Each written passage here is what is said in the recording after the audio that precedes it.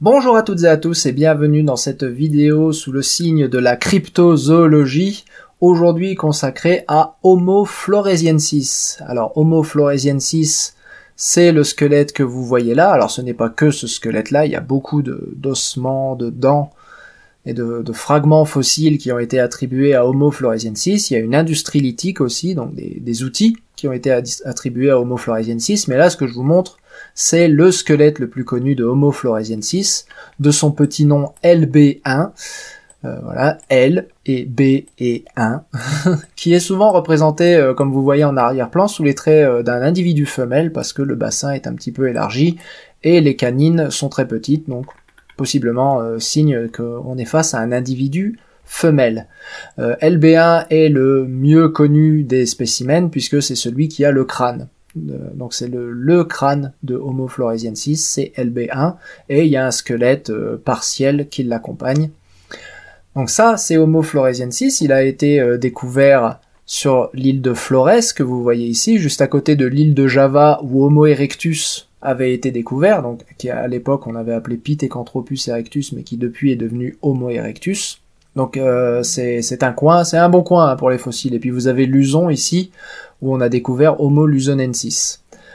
Alors, Homo floresiensis, pourquoi en parler maintenant? Parce que c'est son anniversaire. Enfin, c'était l'année dernière. L'année dernière, c'était son anniversaire à Homo floresiensis, puisqu'il a fêté ses 20 ans. On l'a découvert en 2004. Et d'ailleurs, le chiffre 4 semble porter bonheur aux paléoanthropologues, puisque non seulement 2024, c'était les 20 ans d'Homo floresiensis, mais c'était aussi les 10 ans d'Homo naledi, découvert en 2014. Et c'était aussi les 50 ans de Lucie. Donc c'est vous dire si ça porte bonheur, le chiffre 4. Qui sait ce qu'on découvrira en 2034 du coup? En 2044, imaginez. Homo floresiensis, il est attaché à pas mal de cryptozoologie. Et notamment une histoire selon laquelle il serait encore vivant sous les traits d'une créature mythique que les populations locales de l'île de Flores appellent l'ébu gogo, et que les populations des îles voisines ont parfois désigné sous le nom de Orampedek. Il y a pas mal de noms locaux qui ont été proposés, puisqu'il y a énormément de langages locaux dans cette partie du monde. Donc je vais pas tous vous les faire, d'autant que chaque fois que je prononce un mot, c'est une insulte probablement à la langue locale. Donc on va juste rester sur l'ébu gogo, ou Ebu Gogo, je sais pas comment ça se prononce, qui est la forme de cryptide, on va dire, la plus connue, rattachée à Homo floresiensis et à la possible survie de Homo floresiensis. Bon, d'abord, Homo floresiensis Kesako. Homo floresiensis, il a été découvert, je vous l'ai dit, en 2004, sur la base de pas mal de fragments osseux, mais surtout de LB1, LB1 qui est donc l'holotype. Et Homo floresiensis, il est connu pour avoir un cerveau petit, ce qui depuis a participé à démontrer que évoluer depuis un cerveau très très gros vers un cerveau très petit, c'est une tendance qui existe réellement dans l'évolution humaine. On a tellement l'habitude d'associer l'évolution humaine à l'augmentation de la taille de cerveau qu'on n'envisageait pas que ça pouvait arriver. C'est arrivé avec Homo floresiensis. Cette petite taille de cerveau absolue et relative s'accompagne aussi d'une petite taille de corps. Vous avez probablement entendu parler du concept de nanisme insulaire avec Homo floresiensis, à savoir que Homo floresiensis avait certainement des ancêtres continentaux en Asie qui étaient de taille entre guillemets normale pour des représentants du genre Homo, à savoir entre 1m60 et 1m70. Et il est devenu tout petit. Là, vous voyez, c'est une vidéo qui est prise c'est une photo qui est prise de mon point de vue. C'est moi qui l'ai vu, ça. Et vous voyez que je le prends je le prends de haut, quoi. Donc il m'arrive à peu près là, quoi, juste en dessous de l'épaule. Donc c'est pas des très très grands individus, les Homo floresiensis. On a pas mal proposé, au début, juste après la découverte, il y a pas mal de gens qui se sont insurgés en disant que c'était des individus pathologiques. Bon, déjà, il y en a pas mal qui se sont focalisés sur LB1 pour dire que LB1 était un individu pathologique, ce qui de base effaçait de l'équation tous les autres spécimens, qui bien que fragmentaires existaient quand même. Je veux dire, même si on trouve 3-4 humérus de petite taille, ils sont tous quand même de petite taille. Donc bref, Il y a eu beaucoup de focalisation sur LB1 pour dire que c'était un individu pathologique. Tout ça a fini par se résoudre sur tout le monde admettant maintenant, le consensus est tout à fait établi que Homo floresiensis est une vraie espèce. C'est une vraie espèce parce qu'on en a trouvé plein d'individus, c'est une vraie espèce parce qu'il n'y a aucun signe de pathologie évident sur le crâne malgré les tentatives répétées d'essayer de démontrer que l'individu est pathologique. S'il est pathologique, ça correspond pas à une pathologie qui existe encore aujourd'hui. Et si vous admettez l'existence d'une pathologie qui n'existe pas encore aujourd'hui chez un humain ancien, ça veut dire que vous vous torchez avec le principe d'actualisme, donc avec la science paléontologique de manière générale. Donc si vous vous torchez avec la paléontologie, bah faut pas faire de la paléontologie, que voulez-vous que je vous dise. Donc non, floresiensis, jusqu'à preuve du contraire, n'est pas pathologique. Et de toute façon, comme je l'ai dit, on en a retrouvé beaucoup d'autres, et vous allez le voir un peu plus tard, même des plus petits encore que LB1, c'est vous dire. Maintenant, le lien avec la cryptozoologie. Donc, il existe dans cette partie du monde de nombreuses histoires concernant des hommes des bois, décrits par les populations locales, qui vivraient encore aujourd'hui dans les forêts et les montagnes, surtout de cette région du monde. Faut savoir que c'est quand même assez difficile d'aller explorer ces montagnes qui sont très escarpées et qui, en plus, sont souvent très fortement boisées de jungles très épaisses. Donc c'est très propice, on va dire, à la naissance de mythes, d'histoires, quant à ce qui pourrait survivre dans ces coins reculés. Il y a pas mal de littérature qui est sortie sur ce sujet. Alors beaucoup de cette littérature est complètement informelle, c'est des blogs, c'est des billets d'opinion par-ci par-là. Enfin, c'est pas des choses qui sont forcément à prendre sans des grosses pincettes, mais il y a de la littérature scientifique sur le sujet. Il y a notamment un livre qui est sorti il y a pas longtemps et dont on va parler un petit peu après. Mais déjà, d'où vient cette idée que cette connexion finalement entre floresiensis et les bugogo, parce que c'est toujours la même chose avec la cryptozoologie, c'est vous avez un mythe préexistant et vous avez des gens qui sont des cryptozoologues qui arrivent et qui disent mais attends, si je prends ce mythe et que je prends cette espèce fossile, est-ce qu'il n'y a pas moyen de les bam, voilà, est-ce qu'il n'y a pas moyen de les connecter tous les deux? C'est exactement ce qui est arrivé avec le Mokele Mbembe, hein. Il y avait d'abord un mythe à propos d'un animal très mal défini, et puis d'un seul coup, hop, on a décidé que bah tiens c'est un dinosaure, et bam, ça fait des chocs à pic. Donc c'est souvent ça qui se passe avec les mythes, et c'est exactement ça qui s'est passé avec l'homme de Flores, hein, en 2004, quand on a découvert l'homme de Flores, les chercheurs eux-mêmes, en réalité, là je dis les cryptozoologues, mais en réalité c'est les chercheurs eux-mêmes qui ont décrit Homo floresiensis, d'une part lui ont donné le surnom d'une créature entre guillemets un peu mythique, les hobbits, hein. Bon, en même temps on est en Indonésie, on n'est pas loin de la Nouvelle-Zélande, c'était l'époque du Seigneur des Anneaux. Donc c'était la mode, hein. Donc là, le Hobbit, ça a bien participé à un bon coup de boost médiatique, d'appeler Homo floresiensis le Hobbit. Mais de fait, ils ont aussi, à l'époque, et déjà à l'époque vous aviez des articles dans National Geographic où vous aviez des témoignages de ces chercheurs qui à l'époque de la description avaient parlé de il y a des gens quand même qui disent qu'il y a des bestioles là dans la jungle qui pourraient être des Homo floresiensis qui se promènent encore aujourd'hui ou qui se promenaient encore dans la jungle relativement récemment, même s'ils seraient complètement éteints aujourd'hui. Et tout ça, c'est basé sur quoi? C'est basé sur la datation de l'homme de Flores, datation qui faisait à l'époque, en 2004, remonter l'homme de Flores à seulement 18 000 ans. Donc voici l'article original de la description de Homo floresiensis, et à l'époque, les datations qu'ils avaient proposées amenait Homo floresiensis à l'âge de seulement 18 000 ans. Et alors 18 000 ans, ça voulait dire que, sachant que Homo sapiens était arrivé dans le coin il y a 50 000 ans, ça veut dire que Homo sapiens avait fréquenté Homo floresiensis.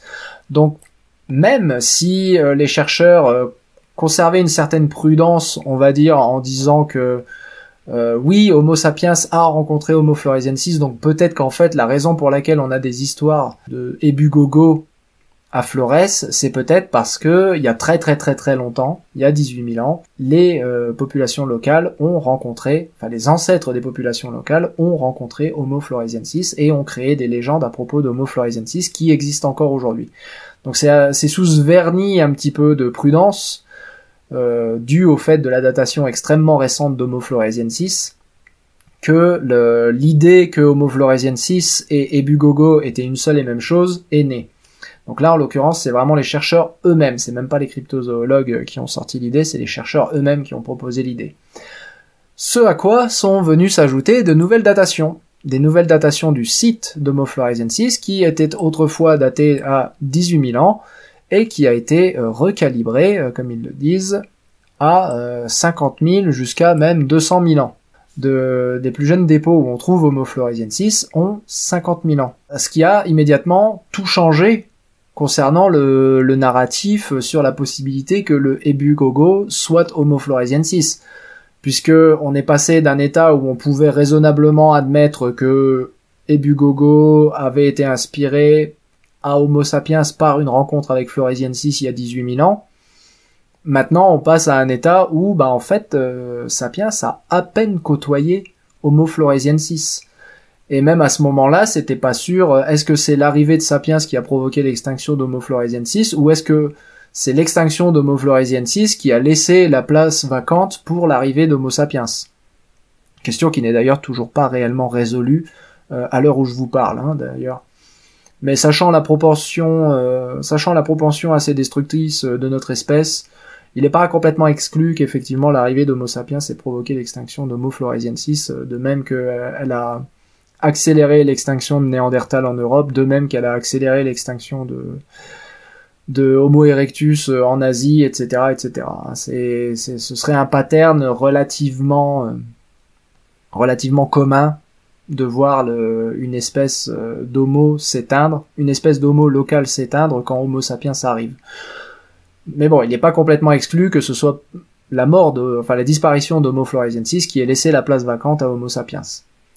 Bref, donc on est à ce moment-là, on est non plus en 2004, mais nous sommes en 2016, donc il s'est quand même passé pas mal de temps, et donc l'idée quand même que Ebugogo et Homo floresiensis soient une seule et même chose a quand même largement eu le temps de faire son chemin. On a aussi pas mal progressé en parallèle sur d'où venait Homo floresiensis. Il y a de nombreux restes d'Homo floresiensis qui depuis ont été découverts, datant jusqu'à 700 000 ans. 700 000 ans, ça ramène l'origine d'Homo floresiensis assez loin en arrière, et en plus, ces restes, en tout cas parmi ces restes, il y en a qui sont de très petite taille, comme je vous l'ai dit plus tôt, mais ces restes, ils présentent aussi une affinité plus grande avec l'espèce ancestrale d'Homo floresiensis, et cette espèce ancestrale, c'est Homo erectus d'Asie. Il y a eu tout un débat sur est-ce que floresiensis serait plutôt descendant de Homo erectus d'Asie ou Homo habilis d'Afrique, ou voire même Australopithecus. Il y en a certains qui ont proposé que c'était Australopithecus, alors il aurait fallu imaginer une façon dont les Australopithèques se seraient téléportés d'Afrique jusqu'à l'île de Flores sans passer par la case nulle part ailleurs. Mais bref, là pour le coup, maintenant il y a pareil un consensus qui s'est assez bien établi sur la base de ces fossiles, sur la base d'analyses phylogénétiques aussi. Il y a 7 analyses phylogénétiques parues dans les comptes rendus Palévol qui trouvent que Homo floresiensis est en fait le groupe frère des Homo erectus d'Asie. Et en l'occurrence, là vous avez LB1 dans cette analyse phylogénétique qui se branche très profondément à l'intérieur du clade Homo erectus, avec LB1 qui est groupe frère de Sangiran, c'est-à-dire l'Homo erectus de Java. Sangiran, c'est Java, c'est l'homme de Java. Donc ça donne une image assez cohérente quand même de ce qui s'est passé avec Homo floresiensis, un scénario évolutif où on aurait, il y a à peu près 1 million d'années, c'est les plus vieux outils attribuables à Homo floresiensis, et retrouvés sur l'île de Flores ont 1 million d'années. Donc il y a à peu près 1 million d'années, il y a une population d'Homo erectus venue de Java, de l'île voisine, qui aurait colonisé Flores. Après une montée des eaux, donc un réchauffement climatique, se serait retrouvé isolé. Et comme l'île de Flores est significativement plus petite que celle de Java, la limitation des ressources aurait fait que ils auraient été atteints de nanisme insulaire, ils seraient devenus plus petits. Le fait qu'il y ait moins de prédateurs en tout cas, fait qu'on peut se permettre aussi de réduire en taille sur les îles. Généralement, il y a beaucoup moins de prédateurs sur les petites îles. Donc ça permet aussi de réduire en taille, moins besoin de protection. Et ça a fait donc que Homo floresiensis est devenu de plus en plus petit très rapidement. À moins de 300 000 ans, du coup, on a déjà des individus encore plus petits que LB1 qui existaient déjà sur l'île de Flores. Donc c'est ça le scénario admis pour l'instant. Donc ça fait descendre Homo floresiensis de Homo erectus asiatique. Et ensuite, par nanisme insulaire, il serait entre guillemets revenu en arrière évolutivement parlant, c'est-à-dire en termes de taille de cerveau, en termes de taille corporelle. Sachant que la taille du cerveau et la taille du corps sont indissociablement liées dans l'évolution des mammifères. On peut difficilement faire varier l'un sans faire varier l'autre. Ce ne sont pas deux variables indépendantes. La taille du corps et la taille du cerveau, c'est vraiment des choses qui sont kiff-kiff. Il y a eu des études sur le cerveau de l'homme de Flores qui montrent que le cerveau de l'homme de Flores, et notamment la partie frontale, c'est un cerveau d'Homo erectus, mais en plus petit. Donc en fait, c'est pas le cerveau de l'homme de Flores, d'après l'étude de l'endocrâne, très bel endocrâne qui est préservé, comme vous pouvez le voir ici, sur les radios. Donc on est capable d'étudier la forme, au moins, de l'endocrâne de l'homme de Flores, et on arrive à voir qu'en fait, la partie frontale, frontale, est exactement la même que celle d'un Homo erectus, mais c'est juste que le cerveau est plus petit. C'est pas du tout un cerveau d'Australopithèque, en fait. C'est juste ça l'idée. Il a la taille d'un cerveau d'Australopithèque, mais c'est la morphologie d'un erectus en plus petit au lieu d'être directement un Australopithèque, ce qui soutient très bien que ce n'est pas juste un Australopithèque qui s'est téléporté comme ça sur l'île de Flores. Donc on a tout ce scénario très cohérent qui s'est mis en place sur l'origine d'Homo erectus, et en parallèle, l'idée qui s'est développée que Homo floresiensis et Ebu gogo seraient une seule et même chose. Et donc, on en arrive à l'an de grâce 2022, où est publié ce livre Entre l'homme et le singe, ou Entre le singe et l'homme, du paléoanthropologue retraité, mais professeur émérite quand même, Gregory Force. Donc on est face quand même à quelqu'un qui pèse. C'est quelqu'un qui pèse niveau autorité. Il y a une grande carrière derrière lui d'anthropologue. Ce n'est pas un paléoanthropologue, mais un anthropologue. Donc il n'étudie pas spécialement les fossiles, il étudie les cultures humaines modernes. Et qui nous sort donc un livre sur la possible survie de l'homme de Flores sous la forme de Ebu gogo, et comment les mythes des populations locales de l'île de Flores serait le témoignage que l'homme de Flores survit quelque part sur l'île, bien caché dans la forêt. Bon, on va tout de suite crever l'abcès. Ce livre, il coche un peu toutes les cases du bingo cryptozoologiste pas ouf.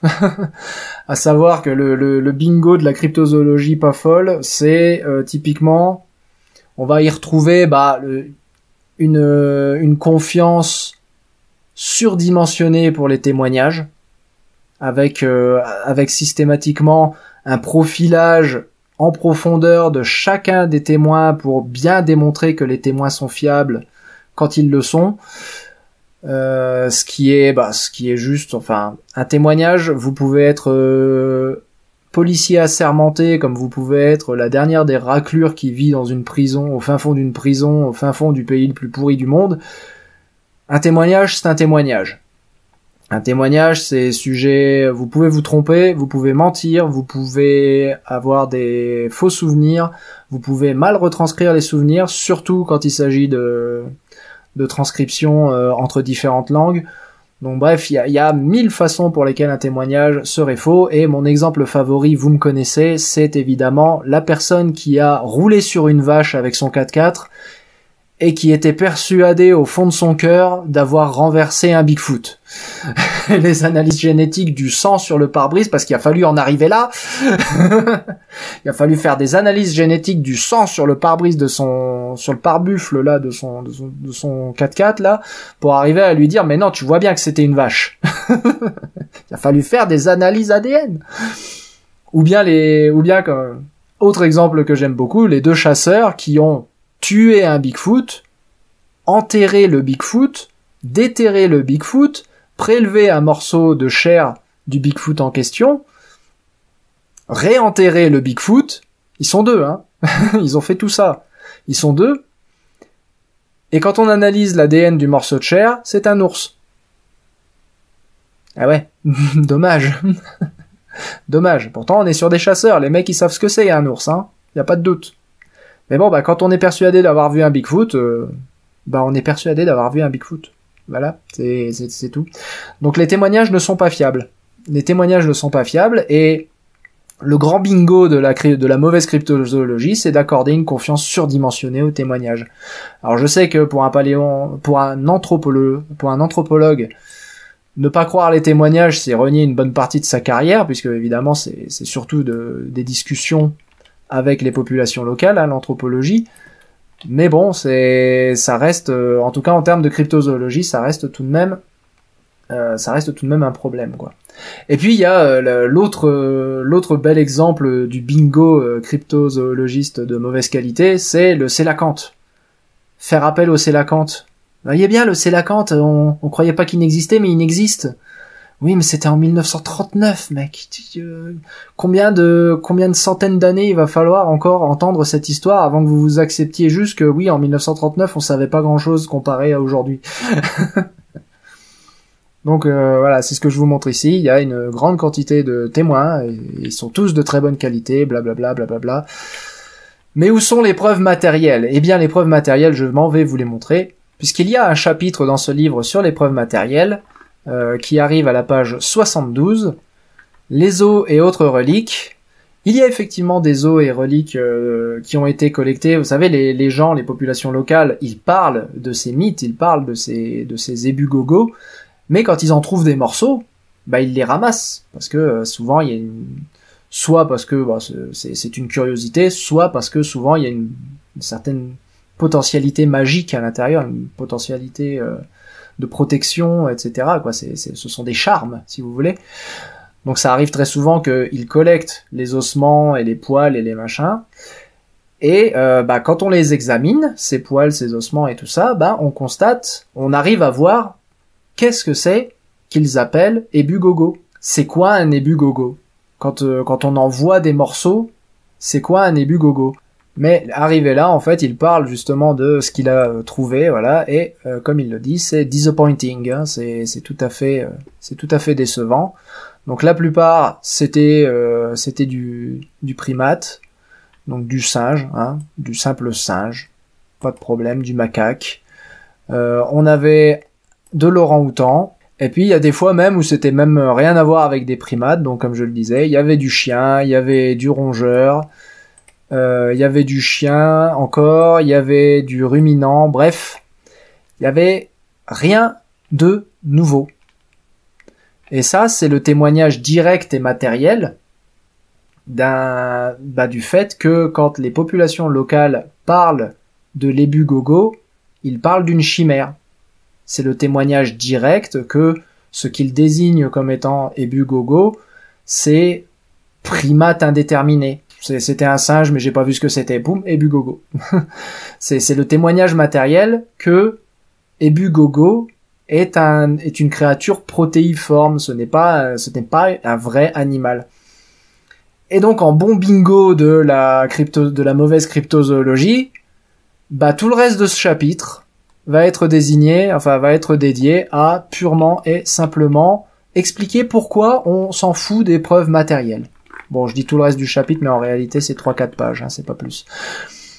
Donc c'est même pas une grosse explication, c'est juste, non, on va juste dire qu'ils sont nuls en ostéo, et puis voilà, ils sont nuls en ostéo, mec, ils vivent dans un environnement où ils côtoient plus d'ostéologie que tu n'en verras jamais de ta vie. Bon, peut-être pas pour un anthropologue, mais quand même, je veux dire, c'est bon, quoi, ils ont déjà vu tout ça.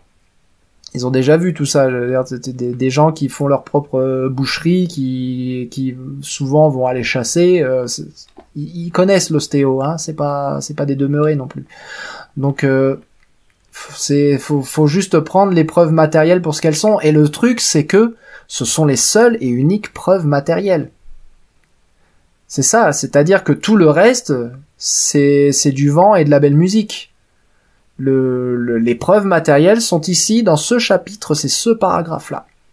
Et le reste du chapitre, c'est pour dire qu'on va les ignorer, ces preuves matérielles. Vous voyez là pourquoi on pense que... vous voyez pourquoi on devrait avoir toutes les bonnes raisons de penser que le Ebugogo, c'est pas du tout ce que tu crois que c'est?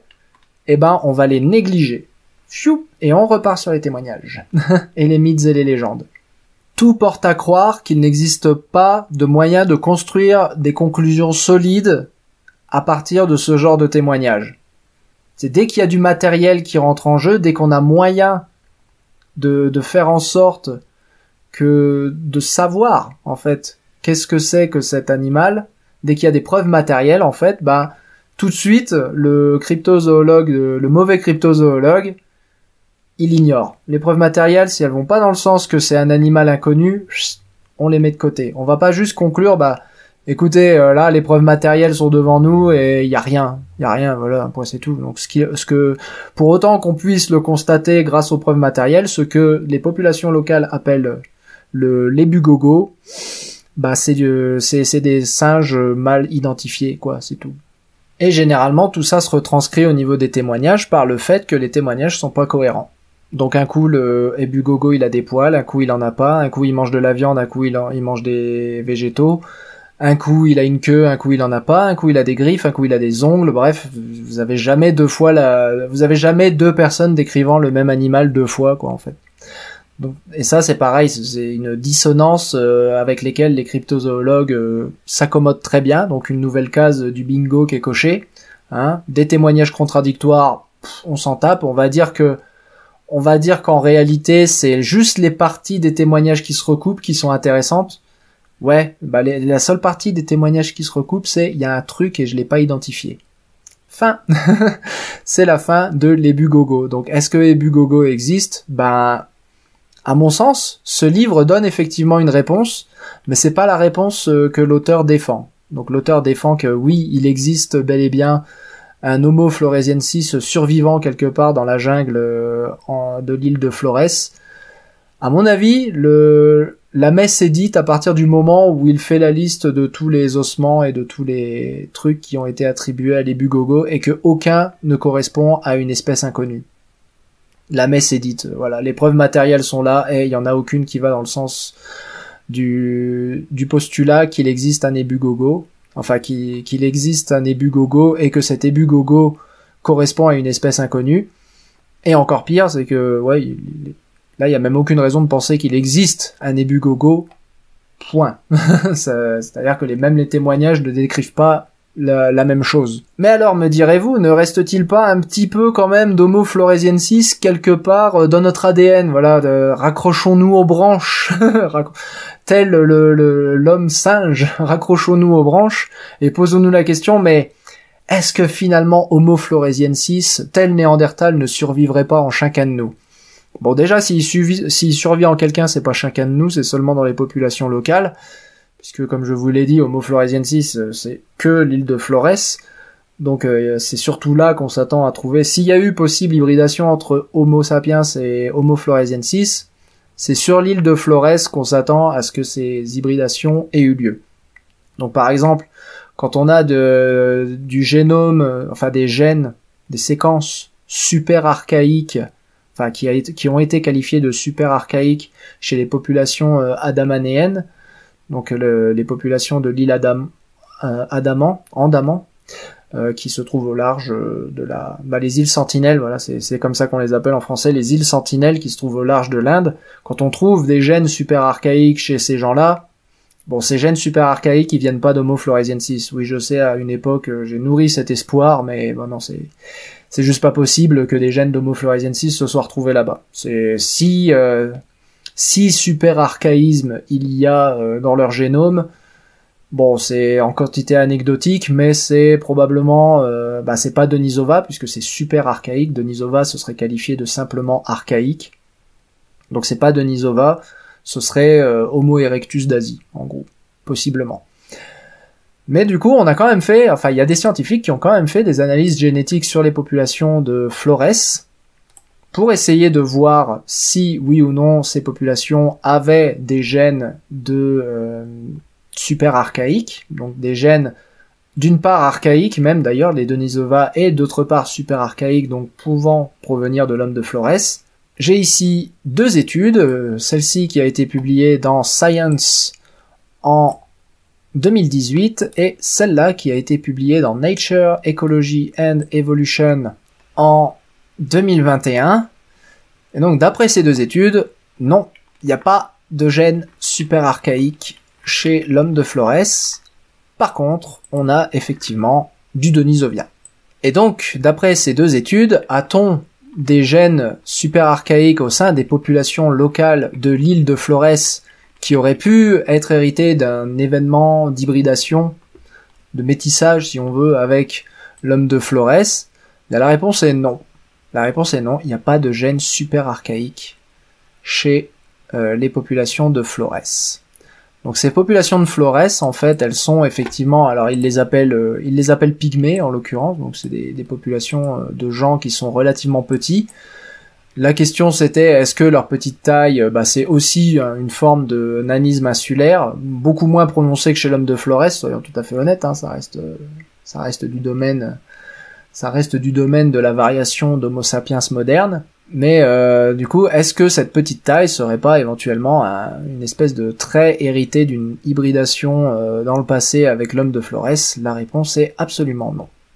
Absolument non, mais par contre ils ont du denisovien. Et ils ont du denisovien comme toutes les populations d'Asie du Sud-Est ont du denisovien en réalité. Mais il y en a quand même qui ont proposé du coup l'idée un petit peu provocante, on va dire, que ouais, là, on est parti sur l'idée que l'homme de Flores, ce serait éventuellement un descendant d'Homo erectus, et comme je vous l'ai dit, c'est là que le consensus est établi, mais est-ce que, pourquoi pas peut-être, cet homme de Flores, ce serait pas plutôt un descendant de Denisova, qui aurait, pareil, la même histoire, nanisme insulaire, tout ça, donc est-ce qu'on serait pas vraiment à la marge de la distribution de Denisova dans les îles indonésiennes? Enfin, la distribution supposée de Denisova, d'après ce qu'on a pu voir de jusqu'où s'étaient répandus les gènes de Denisova. Est-ce que, peut-être, Homo floresiensis serait pas un Denisova? Alors, avec une origine à 1 million d'années, c'est peu probable. Mais ça, c'est 1 million d'années, c'est si on attribue l'industrie lithique, qui est vieille de 1 million d'années, à l'homme de Flores. Mais en réalité, les plus anciens restent ceux de l'homme de Flores, d'Homo floresiensis, ils ont 700 000 ans. Et 700 000 ans, ça pourrait, on serait au tout début de la branche Denisova, vraiment, mais ça pourrait. C'est mal barré, mais ça pourrait. J'aime beaucoup cette figure ici des lignes de Wallace. Donc les lignes de Wallace, ce sont des lignes qui ont été entre guillemets découvertes par Wallace, qui est le co-auteur de la théorie de l'évolution avec Charles Darwin. Si vous avez déjà entendu cette histoire que Charles Darwin partage la découverte de la sélection naturelle avec un certain monsieur Wallace, eh bien c'est lui qui a entre guillemets découvert ces lignes. Donc à quoi elles correspondent, ces lignes de Wallace? En fait, elles correspondent à des lignes de migration d'espèces venues du continent. Donc vous avez, et généralement c'est la taille qui va déterminer, la taille et la capacité migratoire qui vont déterminer à quelle ligne de Wallace les migrations vont s'arrêter. Donc ici, on aurait eu Homo erectus qui aurait migré jusqu'à cette ligne de Wallace là, et qui aurait ponctuellement donné l'homme de Flores et l'homme de Luzon, Homo luzonensis, mais qui n'aurait pas atteint la seconde ligne de Wallace ici, et qui donc n'aurait pas colonisé l'Australie, en tout cas pas avant que le niveau des mers descende suffisamment bas pendant les grandes glaciations pour que Homo sapiens atteigne ce point-là. En fait, c'est intéressant parce que les lignes de Wallace, à la base, elles sont tracées sur la base de la dispersion de toutes les espèces, animales et végétales. Ça inclut les insectes et les mammifères, ça s'applique à tous les lignes de Wallace. Donc c'est un phénomène écologique qui est très fascinant. Mais de fait, voir l'être humain s'y conformer aussi fortement que ça, avec l'homme de Flores et l'homme de Luzon, et voir en plus l'être humain se conformer à la règle du nanisme insulaire avec l'homme de Flores, ça nous remet vraiment à notre place en fait d'animaux au sein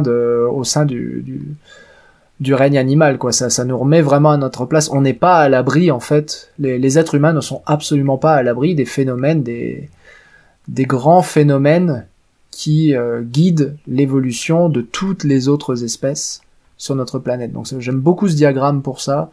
Il en dit beaucoup finalement avec une seule image. Encore faut-il être familier évidemment du concept de ligne de Wallace. Donc voilà ce que je pouvais vous dire sur l'homme de Flores et son possible lien avec les Bugogos.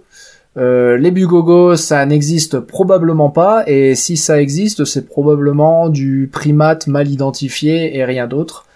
Et de toute façon, en fait, les Bugogos, c'était déjà plus ou moins enterré à partir du moment où l'homme de Flores... Enfin, la possibilité que l'homme de Flores et les Bugogos soient une seule et même chose était déjà plus ou moins enterrée en 2016 avec la révision de la date de Homo floresiensis à 50 000 ans.